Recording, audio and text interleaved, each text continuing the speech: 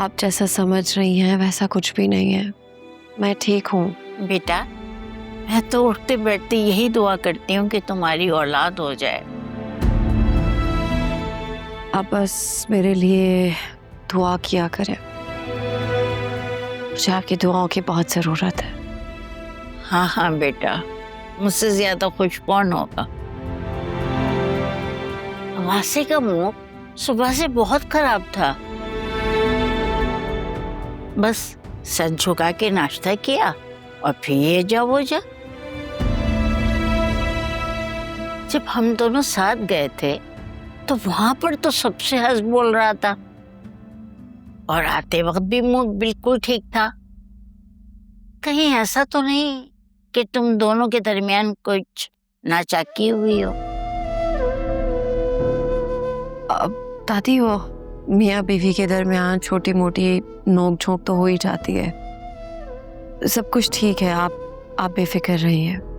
आज तुम घर पे हो ना बेटा, तो लंच बना लो और वासे के दफ्तर भेज दो।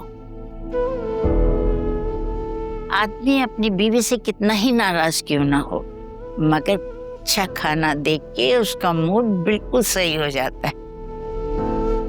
दादी, हम औरतें आदमियों के बारे में कितना सोचती हैं ना। उनका मूड खराब है तो ये करो, उनका मूड अच्छा है तो वो करो,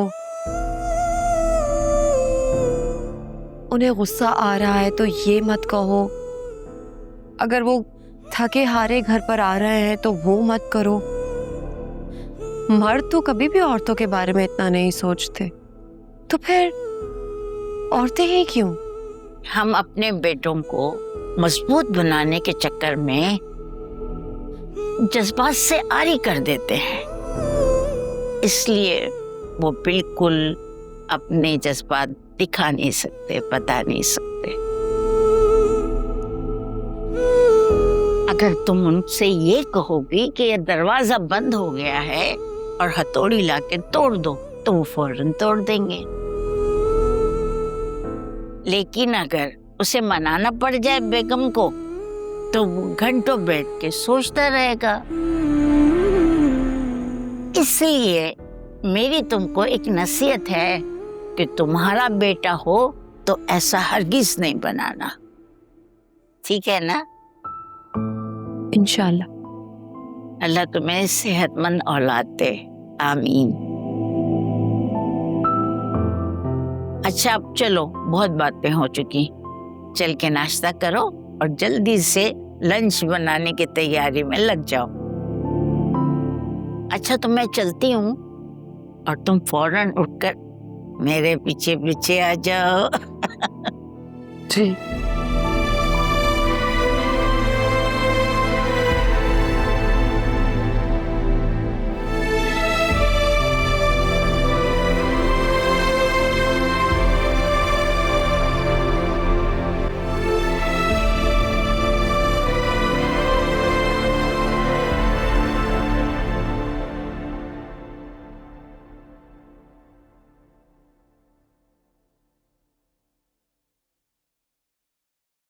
ये सूट तुम पहले भी देख चुकी हो। अब ये बताओ कि मेकअप कहाँ से कराओगी?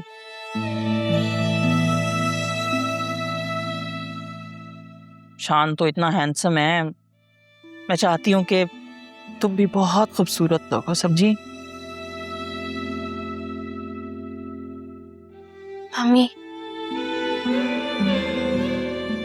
मैंने अभी मेरी डेथ को एक्सेप्ट नहीं किया। क्या हम प्लीज इस निकाह को कुछ महीनों और एक्सटेंड कर सकते? मुझे अभी नहीं करना है निकाह।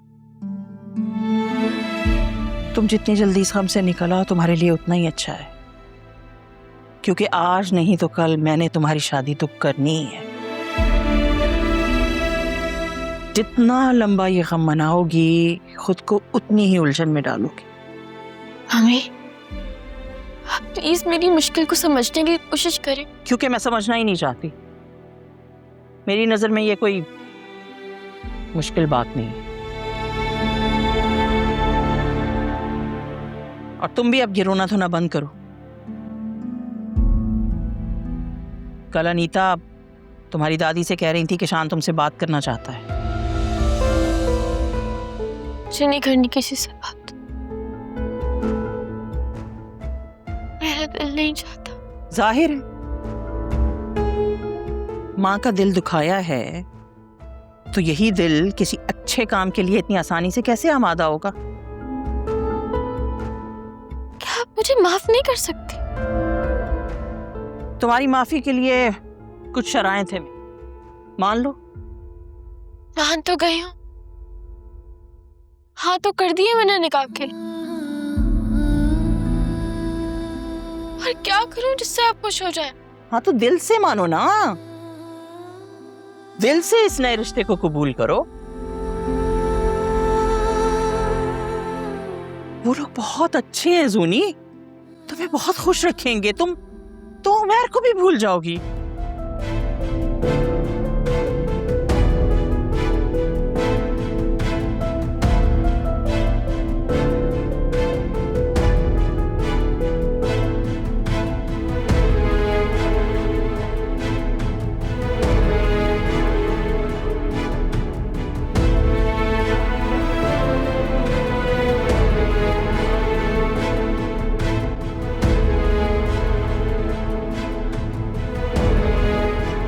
घर में बहन का निकाह हो रहा है, इतने काम पड़े हैं और तुम्हें को होश ही नहीं है।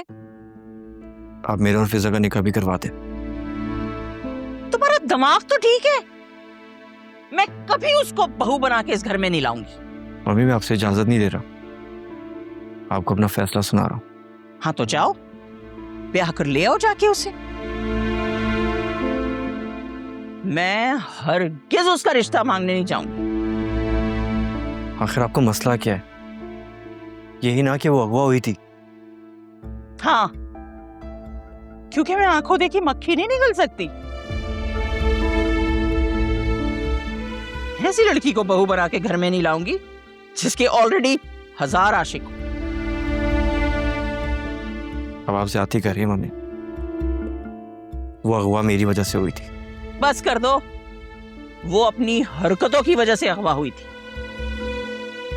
मम्मी आपको मेरी बात माननी ही होगी। नहीं मानूंगी, और खबरदार जो आइंदा मुझसे ऐसी कोई बात भी की तुमने तो। पहले आलिया ने वासे को अपने चक्कर में फंसाया, फिर झूठ बोलकर इस घर में घुसी चली आई, अब बिल्कुल वही हरकतें फिजा कर रही है। मम्मी शादी तो मैं फिजा से ही करूंगा,